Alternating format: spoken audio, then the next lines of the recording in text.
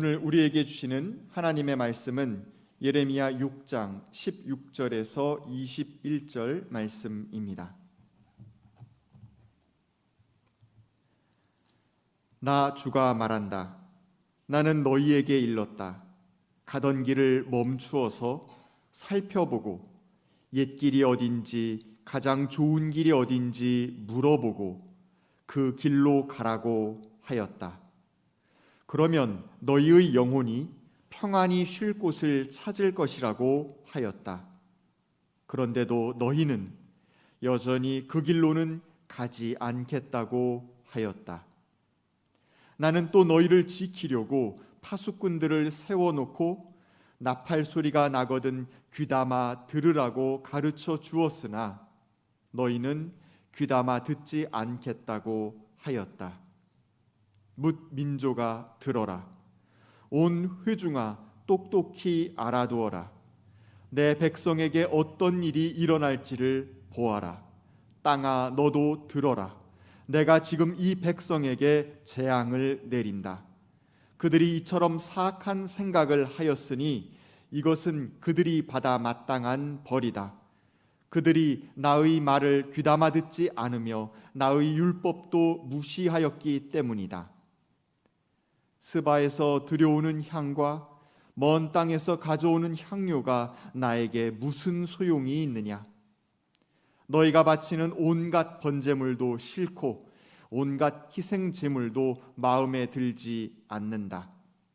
그러므로 나 주가 말한다. 내가 이 백성 앞에 걸림돌들을 숨겨 놓아서 모두 돌에 걸려 넘어지게 하겠다. 아버지와 아들이 다 함께 넘어지고 이웃과 그 친구가 다 함께 멸망할 것이다. 이는 하나님의 말씀입니다. 아멘. 주님의 은총과 평화가 교우 여러분 모두와 함께 하시길 빕니다. 오늘은 마침 10월의 마지막 날이고요. 그리고 위드 코로나라고 명명되는 단계적 완화 조치를 바로 앞두고 있는 바로 전날이기도 합니다. 그리고 공교롭게도 오늘은 마틴 루터의 종교개혁 기념주일이기도 합니다. 벌써 504년이 되었습니다. 종교개혁 500주년을 기념하는 행사가 곳곳에서 벌어지고 또 열정에 넘치는 한국 교인들이 루터의 도시로 명명되고 있는 독일의 다양한 도시들을 방문하고 한국 교인들 때문에 숙소가 없을 정도로 많은 사람들이 찾아가서 종교개혁 500주년을 기념했던 그런 일이 떠오릅니다. 한국 교인들 정말 유난스럽다 하는 생각이 들 정도로 그들은 그렇게 찾아갔습니다. 그때로부터 벌써 4년이 흘러갔습니다. 홍해가 갈라지듯 어떤 단절적인 변화가 올 거라고 전혀 기대하지 않았지만 역시 개혁의 열풍은 후텁지근한 바람에 지나지 않았고 한국교회의 나쁜 관행은 달라지지 않고 오히려 악화되고 있는 것처럼 제게는 그렇게 보입니다. 주님의 무서운 말씀이 제게 떠올라옵니다. 노아가 방주에 들어가는 날까지 사람들은 먹고 마시고 장가가고 시집가고 하였는데 마침내 홍수가 나서 그들을 모두 멸망시켰다. 어쩌면 한국교회는 바로 그런 길로 가고 있는 것 아닌가 하는 생각을 갖습니다. 새로워진다고 하는 것, 낡은 관행을 깨뜨리고 새로움을 지향한다고 하는 것은 언제나 저항에 직면하게 마련입니다. 왜냐하면 새로워진다고 하는 것은 아픔을 동반하는 일이기 때문에 그렇습니다. 새가 나오기 위해서는 알을 깨는 아픔이 있어야만 합니다. 그 때문에 사람들은 알을 깨는 아픔이 두려워 그 알 속에 웅크리고 있는 것을 더 좋아하기도 하는 것이죠. 떠날 줄 모르는 것, 바꿀 줄 모르는 것, 이것이 한국 교인들의 문제인 것 같습니다. 성경은 그러나 떠남의 이야기로 가득 차 있습니다. 아담과 하와는 에덴 동산을 떠난 것이 아니라 쫓겨났고요. 아브라함, 이삭, 야곱, 요셉은 늘 낯선 세계 속으로 떠나야만 했습니다. 아무런 보장도 없는 그런 세상을 향해 그들은 떠날 수밖에 없었습니다. 애굽에서 종살이 하다시피 하고 살고 있었던 히브리인들은 그들 또한 가나안 땅을 꿈꾸었지만은 가나안 땅에 들어가기 이전에 광야 생활 40년을 견뎌내야만 했습니다. 그 단조롭고 불편하고 막막하고 두려운 그 삶 속에 지칠 때마다 그들이 했던 이야기 있죠. 이집트 땅 거기 고기 가마 곁에 앉아서 배불리 음식을 먹던 때가 그립다고 얘기했습니다. 언제나 거리는 미를 창조한다는 말이 있습니다만 현실의 괴로움이 지극하다 보면 과거를 미화하는 버릇이 있는데 바로 유대인들도 히브리인들도 똑같은 이야기를 하곤 했습니다. 어떤 순간 열정에 불타올라 변화를 시도하기도 하지만 이내 환멸에 빠져버리기도 하는 것, 이것이 우리의 버릇이기도 합니다. 그 때문에 슬라보의 지젝라고 하는 철학자는 혁명도 중요하지만 혁명 다음 날이 중요하다고 이야기를 했습니다. 혁명의 열정에 들떠 있을 때도 중요하지만은 그러나 그 다음 날 일상으로 돌아갔을 때 우리의 삶이 어떻게 바뀔지가 더 중요하다는 얘기일 겁니다. 변화는 한순간에 이루어지지 않습니다. 끈질기게 관행과 맞서 싸워야 하기 때문에 그렇습니다. 그 과정은 힘겹고 지루하기만 합니다. 그것을 견딜 힘이 없을 때 사람들은 이내 권태에 빠지고 옛날이 좋았어 라고 말하곤 합니다. 변화가 혁명보다 어렵다고 하는 것은 바로 그 때문입니다. 그러나 여러분, 부르심을 받은 사람들을 생각해 보십시오. 그들은 하나님의 부르심을 받았을 때 낯 익고 편안하던 삶으로부터 멀어질 수밖에 없었습니다. 하나님이 부르셨을 때 하나님의 사람들은 누구나 다 주저했습니다. 모세도 주저했죠. 제가 누구라고 그런 일을 하겠냐고 말합니다. 기드온도 똑같이 회피하려고 했습니다. 내가 할 수 있는 일이 아니라고 얘기했습니다. 예레미야 또한 마찬가지입니다. 하나님의 부르심을 받는다고 하는 것은 영광스러운 일이지만은 그것은 동시에 두려운 일입니다. 왜 그럴까요? 자기의 삶의 주도권을 하나님께 넘겨드려야 하기 때문에 그렇습니다. 나 좋을 대로 이제는 더 이상 살 수 없다고 하는 이야기이죠. 디베랴 바닷가에서 베드로에게 하신 주님의 말씀은 특별한 부르심 앞에 서 있는 사람들의 운명을 보여주는 말이기도 합니다. 내가 젊어서는 스스로 띠뛰고 내가 가고 싶은 곳을 다녔지만 내가 늙어서는 남들이 내 팔을 벌릴 것이고 너를 묶어서 내가 바라지 않는 것으로 너를 끌고 갈 것이다 라고 얘기합니다. 바로 이것이 하나님의 특별한 부르심 앞에 서 있는 사람들의 운명입니다. 예레미야도 똑같은 운명을 겪었죠. 그 때문에 정말 아무리 하나님의 말씀을 외쳐도 전혀 들을 생각이 없는 사람들 보며 지쳤을 때 예레미야가 탄식하듯 쏟아냈던 이야기를 여러분 기억하실 겁니다. 주님께서는 나를 속이셨으므로 내가 주님께 속았습니다. 주님께서는 나보다 더 강하셔서 나를 이기셨으므로 내가 조롱거리가 되니 사람들이 날마다 나를 조롱합니다. 오죽하면 이런 탄식을 했겠습니까? 사람들은 하나님의 말씀을 일컬어 뭐라고 얘기했죠? 부담이 되는 주님의 말씀이라고 말합니다. 부담이 되는 주님의 말씀이 있냐고 묻곤 했습니다. 왜 하나님의 말씀이 부담이 되었을까요? 자기들을 불편하게 만들었기 때문에 그렇습니다. 자기 속으로 구부러진 존재인 우리는 욕망에 순종하며 살기를 원하지만 하나님은 그래서는 안 된다고 얘기합니다. 너를 세상의 중심에 놓고 살아서는 안 된다고 말합니다. 내 곁에 있는 사람들에게 복을 전하는 사람이어야 한다고 이야기합니다. 그 때문에 하나님의 부르심을 받고 말씀을 전하는 사람들은 언제나 사람들에게 따돌림을 당하곤 했습니다. 그래서 예언자를 지칭하는 말 가운데 하나가 뭐냐면 마지못해 소명을 받아들인 사람들이라고 말합니다. 영어로는 그거 간단하게 reluctant prophet이라고 얘기하고 있는데 reluctant라고 하는 건 마지못해 그런 뜻입니다. 그러니까 정말 내가 아니면 누가 그 일을 하겠습니까 하고 나서는 게 아닙니다.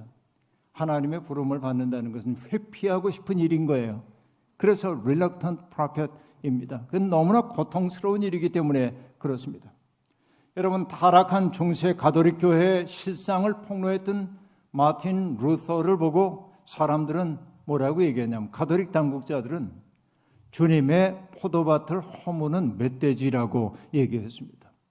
그러니까 굉장히 어떤 루터를 조롱하는 그런 말입니다. 멧돼지라고 얘기하죠. 그의 모습에 빗댄 얘기일 수도 있겠습니다. 루터가 분란을 일으켜 사회 통합을 깨뜨리고 있다고 하는 것이었습니다. 몇 해 후에 그가 보름스 종교회의에 소환되었죠.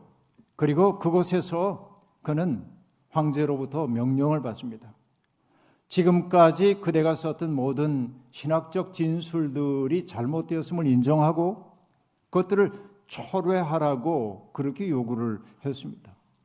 루터의 일생일대에 지금 위험한 순간이 그에게 다가왔습니다. 그는 망설였습니다. 며칠간의 말미를 달라고 얘기했습니다. 생각할 시간이 필요하다는 거예요. 그리고 그는 깊이 생각했습니다. 만약에 그 의회의 명령을 거역하면 그것은 죽음이에요.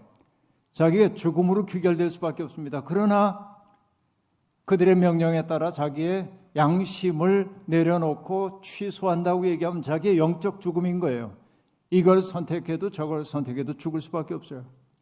그는 전전반칙하며 시간을 보냅니다. 그리고 마침내 예정되었던 날 의회 앞에 다시 섰습니다. 그리고 그는 만장한 의회원들에게 이야기를 했습니다. 그 가운데 하나가 이 대목이죠. 저의 양심은 하나님의 말씀에 사로잡혀 있습니다. 저는 아무것도 취소할 수 없고 하지도 않겠습니다. 왜냐하면 양심에 어긋난 일을 하는 것은 옳은 일이 아닐 뿐만 아니라 안전하지도 않기 때문입니다. 라고 말합니다. 그리고 나중에 덧붙여진 것으로 학자들이 보기도 하지만은 원래 원문에도 있었다고 주장하는 이들도 있습니다. 그 유명한 대목이 나옵니다. 하나님, 여기 제가 확고부동하게 서 있습니다. 저는 달리 어찌할 도리가 없습니다. 하나님이여 나를 도우소서. 아멘. 그렇게 말하죠. 이게 루터입니다. 이 말을 함으로 루터는 생과 사의 경계선을 넘어섰습니다.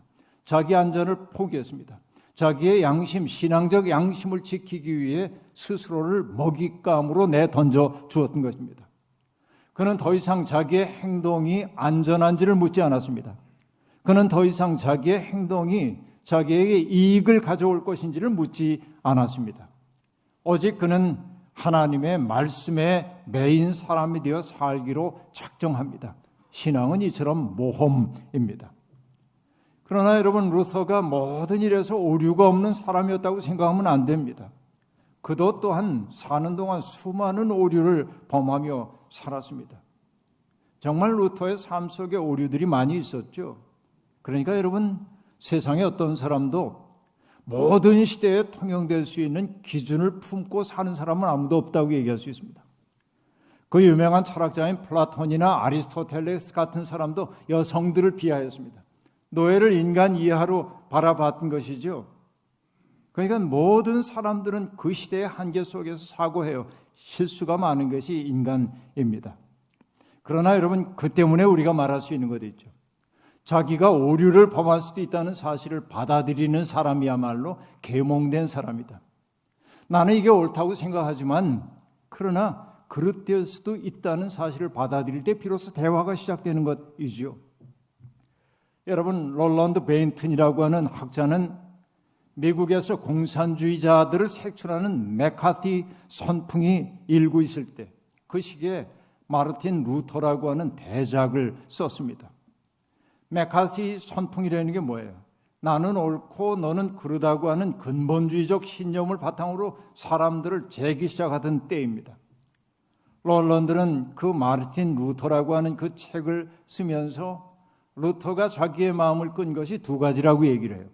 그 첫 번째는 뭐냐면 그가 이성과 양심의 이름으로 교회와 국가에 도전했기 때문이다. 이게 그의 마음을 끌었어요. 두 번째는 무엇이겠습니까? 그가 자신의 입장을 밝힌 다음에도 그것을 얼마든지 다시 생각해 보려 했다라는 것입니다. 결단을 요하는 순간에는 단호한 입장을 취했지만은 그 문제를 검토하고 또 검토하면서 자신이 스스로 납득하려고 했고, 납득되지 않으면 입장을 바꿀 수 있는 것, 이것이 마틴 루터였다는 것입니다. 그러니까 내가 그럴 수도 있다고 하는 사실을 그는 받아들였다는 것이죠. 이것이 성숙한 사람의 태도일 겁니다. 그 때문에 여러분, 저는 늘 말씀드리죠. 과도한 자기 확신에 사로잡힌 사람처럼 위험한 사람이 없어요. 그래서 어느 신학자는 얘기했습니다. 자기 확신에 찬 설교자들을 경계하라고 얘기하기도 했습니다. 사람은 누구나 다 오류를 범할 수 있기 때문에 그렇습니다. 과도한 자기 확신에 사로잡힌 사람들은 어떤 의미에서 제동장치가 작동하지 않는 기차와 같아서 모두를 파멸로 이끌고 갈 수 있습니다. 이게 우리들이 경계해야 하는 부분입니다. 하나님의 마음에서 멀어진 채 자기 좋을 대로 살고 있던 백성들에게 하나님께서 말씀하셨습니다. 나 주가 말한다. 나는 너희에게 일렀다. 가던 길을 멈추어 살펴보고 옛 길이 어디인지, 가장 좋은 길이 어디인지 물어보고 그 길로 가라라고 얘기합니다. 여러분, 멈출 줄 모르는 것이 삶의 병통입니다. 멈추는 순간 누군가가 나를 추월하여 갈지도 모른다고 하는 강박관념 때문에 우리는 지쳤으면서도 길을 잃었으면서도 멈출 줄 모르고 달려나갑니다. 육상 경기라고 한다면은 그게 맞을지 몰라도 삶의 여정에 관련된 문제라면 상황이 다릅니다. 그 때문에 히브리의 지혜자는 얘기했죠. 빠르다고 해서 달리기에 이기는 것도 아니고 용사라고 해서 전쟁에 이기는 것도 아니더라라고 얘기합니다. 남들을 앞서 아무리 달려가도 방향이 잘못되었다고 한다면 그는 망한 사람이에요. 그렇습니다. 빠르기보다 더 중요한 것은 방향성입니다. 지향을 잃어버리면 빠름은 오히려 독이 되는 것입니다. 여러분, 높은 산에 올라가 본 분들은 다 알 겁니다. 멀리서 산을 바라보면은 내가 마침내 가려고 하는 산 정상이 보입니다. 하지만 산의 그 초입에 들어서고 계곡에 들어서는 순간 내가 가려고 하는 목표인 그 봉우리는 보이지 않습니다. 당연히 그렇습니다. 그 때문에 우리는 계곡을 돌고 돌다 보면 방향을 잃어버릴 수도 있습니다. 멈추어 서서 내가 가려는 길이 어딘지를 자꾸만 확인해야 합니다. 지도가 필요하고 나침반이 필요한 것은 바로 그 때문인 것이죠. 인생의 과정 또한 똑같습니다. 자꾸만 가던 길을 멈추고 살펴볼 수 있어야 합니다. 가장 좋은 길이 무엇인지를 묻고 또 물어야만 합니다. 여러분, 우리가 예배를 드리는 까닭이 어디에 있어요? 하나님께 마땅히 걸어야 할 길을 여쭈어보는 반복적 과정이 예배입니다. 내가 인생에 대해 환히 아는 것처럼 생각하면 예배 안 드려도 됩니다. 그러나 내가 하나님 앞에 죄인이고 자주 길을 잃어버리는 사람임을 인정하는 이들이 예배 드리는 겁니다. 하나님, 제가 어디로 향해 가야 하겠습니까? 이렇게 물어야 하는 것이죠. 그러나 여러분, 더 정직하게 말하자면 사람들은 예배를 통하여 어떤 길로 가야 하는지는 훤히 알고 있습니다. 그러나 그 길로 가고 싶어 하지는 않습니다. 왜? 나의 욕망에 부합되지 않기 때문에 그렇습니다. 달리 얘기해 볼까요? 그 길로 가야 하는 건 알지만 다른 길이 내게 더 매력적으로 보이는 거지요. 이게 우리들의 삶의 모습입니다. 하나님은 그렇게 주저하는 이들에게 파수꾼을 보냈습니다. 그리고 경고의 나팔을 울리도록 하셨습니다. 하지만 경고의 나팔 소리를 듣고도 그들은 돌이킬 줄을 모릅니다. 그들은 심지어 뭐라고 얘기하냐면 안 들려요 하고 얘기해요. 그리고 또 얘기합니다. 귀담았지 않겠다. 의지적으로 하나님의 말씀 들을 생각이 없어요. 왜? 하나님의 말씀은 앞서도 얘기한 대로 자기의 욕망을 거스리는 소리였기 때문입니다. 그런 이들이 드러내고 있는 삶의 모습을 예레미야는 적나라하게 폭로합니다. 멈추어서 자기를 살펴보지도 않고 하나님의 경고의 소리에도 귀를 기울이지 않는 사람들이 드러내는 삶의 모습 어떤 것일까요? 힘 있는 자든 힘 없는 자든 모두가 자기 입속만을 채우며 사기를 쳐서 재산을 모았다. 예언자와 제사장까지도 모두 한결같이 백성을 속였다. 백성이 상처를 입어 앓고 있을 때 괜찮다, 괜찮다 하고 말하지만 괜찮기는 어디가 괜찮으냐? 여러분, 이게 지금 우리들의 삶의 모습 아닙니까? 힘 있는 사람이든 힘 없는 사람이든 모두 자기 일속만 차리는 거예요. 하나님의 말씀 살피려고 하지 않고 그 말씀을 안 들으려고 하는 의지가 만들어낸 삶의 참상이 이런 것입니다. 괜찮다고 말하지만 어디가 괜찮냐 하는 얘기입니다. 하나님의 말씀을 귀담아 듣지도 않고 율법도 무시하는 이들을 기다리고 있는 것은 재앙입니다. 하나님은 선민이라는 자부심을 품고 살면서도 하나님의 뜻대로 살 생각이 없는 사람들을 밀쳐내신다고 얘기하고 있습니다. 하나님은 스바에서 들여온 향이나 먼 땅에서 가져온 향료 혹은 좋은 재물을 하나님께 바치면 덥석덥석 받으면서 네가 내 마음에 든다라고 말씀하는 분 아닙니다. 오히려 하나님 뭐라고 얘기합니까? 이게 집어치워라. 내가 바치는 재물의 향내 역겹다라고 얘기하는 분 아닙니까? 저는 말라기 선지자를 통해 들려주시는 말씀을 늘 두려움으로 떠올리곤 합니다.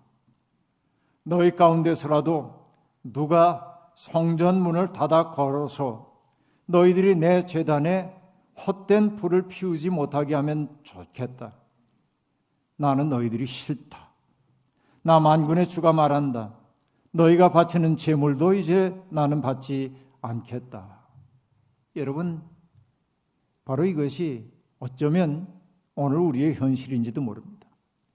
종교가 타락할 때 악취가 납니다.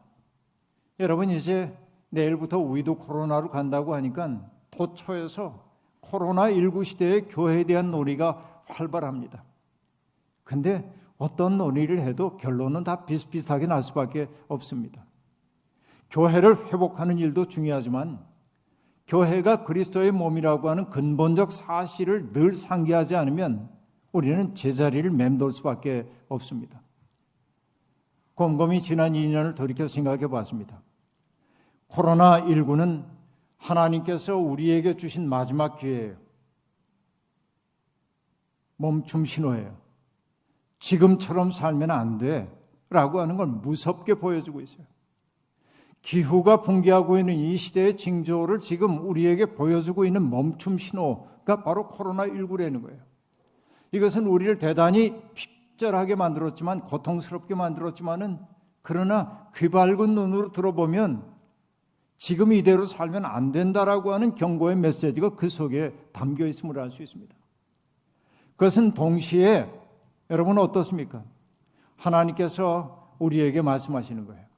비탈길을 내리달리는 돼지떼처럼 몰락을 향해 질주하는 인간 문명에 대한 멈춤 신호인 동시에 십자가 정신을 잃어버린 채 자본주의 세상에 동화되어 버려서 자기 힘을 믿고 거들먹거리고 있는 이 땅의 교회들을 향한 하나님의 심판 예고처럼 제게는 들려요. 이게 코로나19의 종교적 의미처럼 제게는 들립니다. 지금은 정말 질주를 멈추고 깊이 성찰하고 가장 좋은 길이 어디인지 여쭤보고 단호하게 그 길을 택해야 할 때입니다. 이 기회마저 잃어버린다면 어쩌면 주님은 촛대를 영원히 옮겨버리실는지도 모르겠습니다. 종교개혁주의를 맞으면서 저는 예수님이야말로 진정한 개혁자라는 생각을 품게 되었습니다. 예수님은 경직된 율법주의가 사람들의 삶을 온통 옥죄고 있는 그때에 하나님의 마음과 접속된 사람으로 산다는 것이 무엇인지를 삶으로 입증해 보여주셨습니다. 거룩함이라고 하는 척도를 가지고 사람들을 이렇게 저렇게 재면서, 그렇죠, 너는 죄인이고 나는 의롭다고 스스로 만족하고 있는 그 종교적인 위선자들을 꾸짖고 오히려 그들에 의해서 천대받고 있는 사람들을 사랑으로 보듬어 안으셨습니다. 옳고 그름의 척도를 가지고 사람들을 평가하는 대신 사람들이 겪고 있는 아픔의 현실 속으로 풍덩 뛰어들어서 그들을 품에 안은 것이 바로 예수 그리스도이십니다. 그 때문에 예수님의 삶은 아낌, 존중, 돌봄, 사랑이라는 말로 요약될 수 있습니다.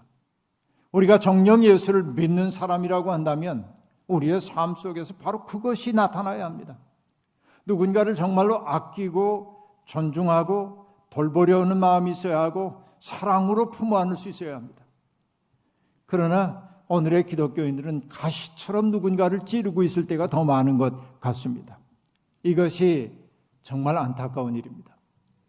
교회 직분이 무엇이든 교회 다닌 세월이 얼마이든 그 마음이 없다면 우리는 그리스도와 무관한 존재라고 말할 수밖에 없습니다. 이것이 정말 두려운 일입니다. 신앙의 깊어짐이란 옛사람이 죽고 새로운 존재로 거듭나는 것입니다. 제도로서의 종교를 개혁하는 일 중요합니다. 하지만 우리들 각자의 지향과 마음이 바뀌지 않는다면 제도의 변화가 내 삶에 무슨 의미가 있단 말입니까? 히브리서는 예수님을 가리켜서 멜기세덱의 그 계통을 따르는 제사장이라고 말하면서 우리의 죄를 사하기 위해 단번에 영원히 유효한 제사를 드렸다고 말합니다. 그리고 그가 하는 얘기는 뭡니까? 예수님은 자기를 제물로 삼아 하나님께 바친 제사장이라는 겁니다. 나를 희생하여 누군가를 살린 삶이라는 겁니다. 다른 사람의 생명을 풍요롭게 하기 위해 자기를 내려놓은 삶이 바로 예수의 삶이고 바로 그것이 제사장적 삶이라고 얘기하고 있습니다. 그러나 이것은 누구에게나 쉬운 일은 아닙니다. 우리는 주님의 그런 사랑 덕분에 구원받은 사람이 되었습니다. 다시금 말하지만은 문제는 예수를 믿는다고 고백하는 사람들의 삶 속에서 그런 흔적이 보이지 않는다는 데 있습니다. 예수의 이름을 전하는 목회자들 가운데 스스로 권력에 토취된 사람들이 얼마나 많이 있습니까? 많은 사람들이 추종하고 언제나 필요한 돈을 얼마든지 쓸 수 있는 자리에 있는 사람들은 자기를 과대평가하기 쉽습니다. 이것은 당연한 일입니다. 그 때문에 우리가 늘 누군가가 우리를 추워주는 말을 할 때마다 그걸 즐기기 시작하면 영혼 망하는 겁니다. 자기의 실상을 더 예민하게 봐야 합니다. 그들이 그렇게 말하지만 너의 실상을 잘 알지? 그러면서 겸허하고 두려워 떨어야 합니다. 이게 마땅한 태도일 겁니다. 여러분, 대접받는 것을 당연하게 여기고 자기가 기대한 대접을 받지 못하면 화를 내는 분들을 종종 봅니다. 주님은 그런 우리에게 말씀하시죠. 너희는 랍비라고 지도자라고 아비라고 그 칭호 듣지 말라고 말합니다.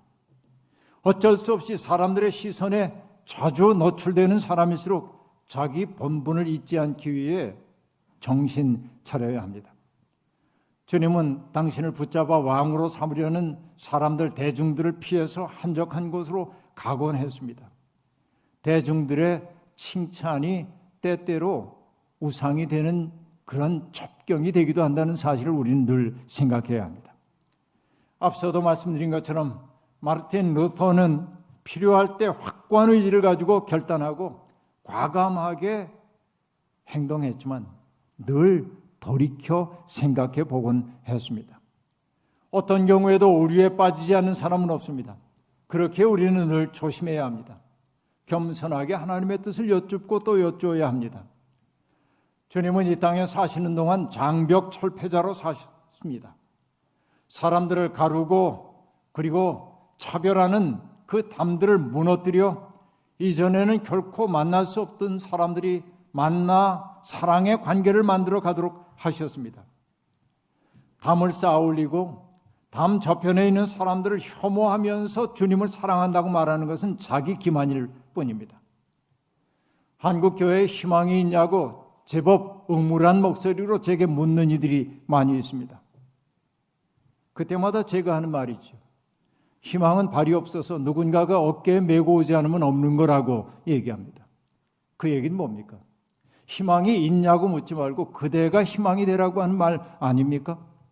희망은 예수의 마음으로 세상과 사람을 대하는 사람들을 통해 이 땅에 유입됩니다. 바로 이것이 종교개혁 기념주의를 앞두고 우리들이 명심해야 하는 내용입니다. 미국의 어느 교회 앞에 교회가 있고 그 앞에 잔디밭이 있고 그 교회 팻말이 서 있는데 그 팻말에 자기 교회를 소개하는 말이 나온 것을 보았습니다. 교회가 된다는 것, 그렇게 해놓고 몇 가지를 쭉 나열했어요.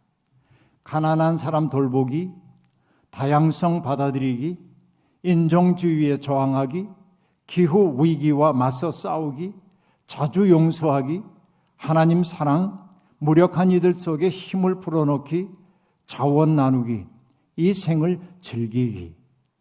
이게 교회가 된다는 것이에요. 여러분, 우리는 이러한 교회가 되라고 부름을 받았습니다. 이 목표, 교회가 무너진 세상에서 진실한 교회됨, 이 목표를 우리의 삶의 과제로 받아들여 사는 저와 여러분이 되기를 주의 이름으로 축원합니다. 아멘. 주신 말씀 기억하며 거듭의 기도 드리겠습니다. 하나님, 그리스도의 몸으로 부름받은 이 땅의 교회들이 본분을 잃어버린 채 그리스도가 아닌 다른 가치에 복무하고 있는 것은 아닌지 두려움으로 돌아봅니다. 하나님, 주께서 우리를 불러 세우신 것은 하나님의 꿈을 가슴에 품은 사람이 되어 살라고 하는 부름임에도 불구하고 우리는 우리의 꿈을 이루기 위해 하나님을, 예수님을 이용하려 할 때가 많았습니다. 이런 전도된 삶의 방식이 오늘의 교회를 망가뜨리고 말았습니다. 마틴 루터의 종교개혁 기념일을 함께 기념하는 오늘, 우리가 진실된 교회가 되기 위해 어찌해야 하는지 생각해 보았습니다. 주님, 우리의 마음을 변화시켜 주셔서 우리도 주님처럼 누군가를 진심으로 아끼고 존중하고 나누고 사랑할 줄 아는 믿음의 사람들이 되게 도와주옵소서. 예수님의 이름으로 기도하옵나이다. 아멘.